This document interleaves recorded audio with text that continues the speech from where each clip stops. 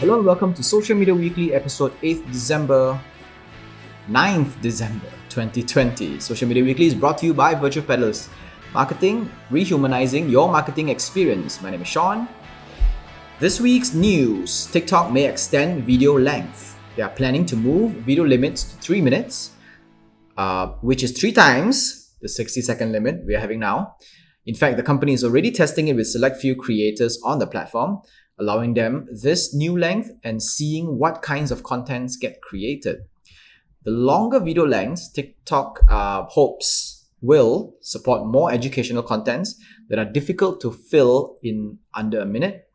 But there is also actually something quite beautiful with having the limitation that they're having right now. I mean, as from an entertainment perspective, it's nice. It's kind of like what the 6-second vines used to be, right? How to create funny and good content within 6 seconds. So this is the new version of Vine with a little bit of music.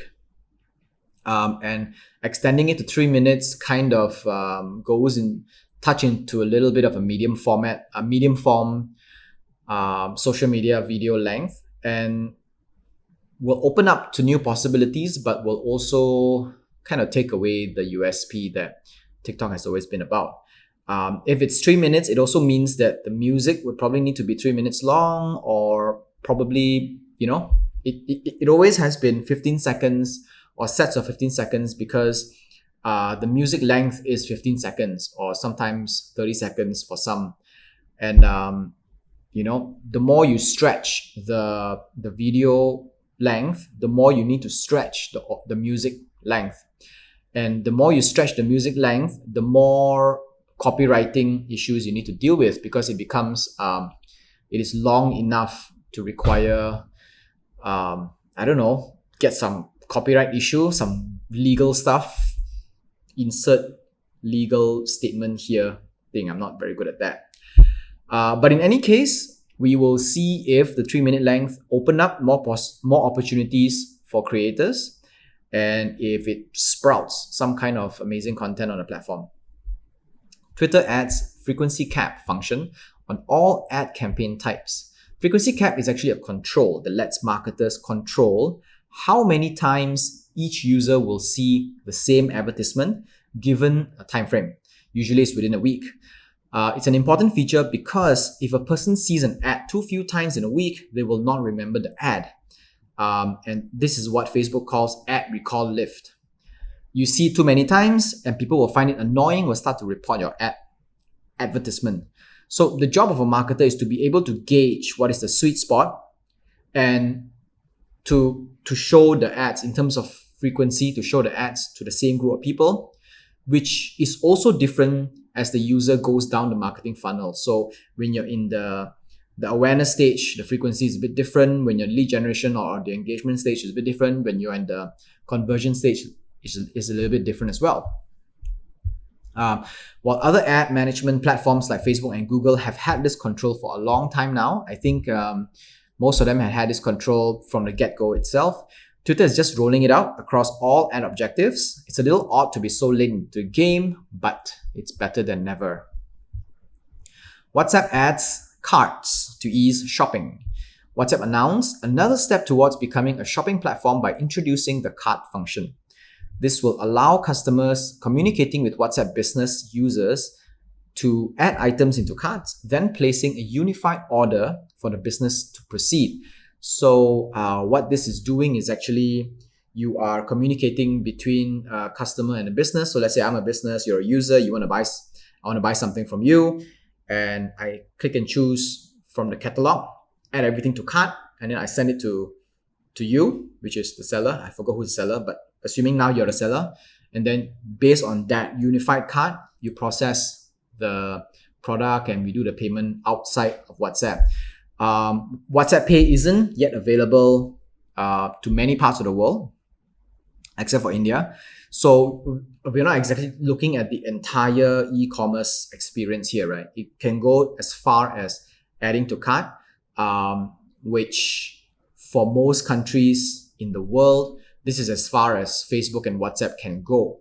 So then Facebook will address country by country and region by region to see if WhatsApp Pay and Facebook Pay can actually be used in their country. If they can, then they will implement the final step, which is the actual checkout and payment. So it is nice to help small businesses to create this thing where so that all the orders come in, all the orders are streamlined instead of them being so scattered. It is a little bit of commitment on the customer side as well, so they don't say, oh no, I want this, oh no, I don't want that. So it becomes a little bit of a focus commitment from the customer side, like how you buy something, right? You need to commit to something, press the button and say, okay, this is how many of whatever I want, and then they will process the thing. WhatsApp may start showing ads. A recent report by WA Beta Info revealed that WhatsApp will be releasing a new terms of service update that will include the ability to advertise on WhatsApp chats. Early speculations say that the ads may not be in the form of chats like in Messenger, like you get all the chat list and in the middle you get the ad, or rather it would actually be a banner, maybe on top at the bottom, something like that. The terms update will also reveal new ways WhatsApp will be processing our data, which makes sense because WhatsApp needs to know who we are and what we like in order to show us the right ads. So right, there are two camps on this one, right? On one side, we have people who fully support the ads on the platform because WhatsApp as a service provider has been providing a very good service to us for free for the longest time, and it only makes sense for them to be able to make money. On the other camp, are people who are not opposed to the ads. I mean, we have reached a point where we are already accepting the ads format of things. You either, because businesses need to make money, right? You either serve them ads or you have to pay for it. People are not paying for it, so ads is the way to go. But what they are opposed to is actually the wonderment if the idea of WhatsApp spying on our chats in order to identify our behaviors and serve relevant ads, because WhatsApp will not serve ads which are not relevant to us. That's just willy-nilly, right? Nobody will put ads on WhatsApp if it's just general across the world. That it needs to be focused in terms of demographics, age group, behavioral data, and things like that. So in order to do that, WhatsApp can do two things. Number one is they need to breach their promise that our chat is end-to-end encrypted and actually read our chats, the content of our chats, to find out what we like, what we don't like, who we communicate with, and why do we communicate with the people, and what do we talk about, in order to gauge our behavior and then serve ads to us, which is pretty scary. Or number two, which is still a bit scary but less scary compared to option number one, which is to make it mandatory for all users to link their WhatsApp accounts to their Facebook and Instagram accounts, because Facebook and Instagram already have all our behavioral data. Whenever we use Facebook and Instagram, we are giving away our behavioral data away to Facebook just like that, in exchange for being able to use the platform.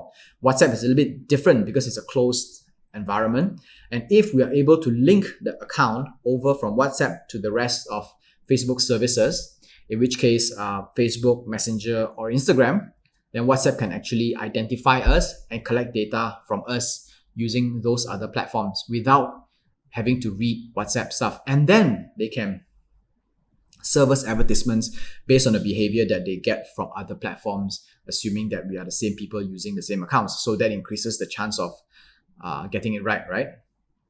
So that way, WhatsApp does not need to read out our chats to know who we are and what we like, and still be able to serve us the most relevant ads.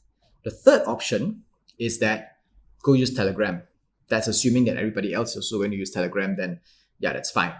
But then again, eventually Telegram will reach a point where they need to monetize, and how they're going to do that, right? So so the question now is, which camp are you at? Are you okay with ads being served? Are you not okay with ads being served? Then why? And if they can go around it in the most the most ethical way, then if that's okay with you, and you will not jump over to another chat platform. Instagram thinks adding timers to stories will boost engagement. Instagram is testing a new feature where a countdown timer will appear below every person's story bubble to show how many hours is left before their oldest stories will expire.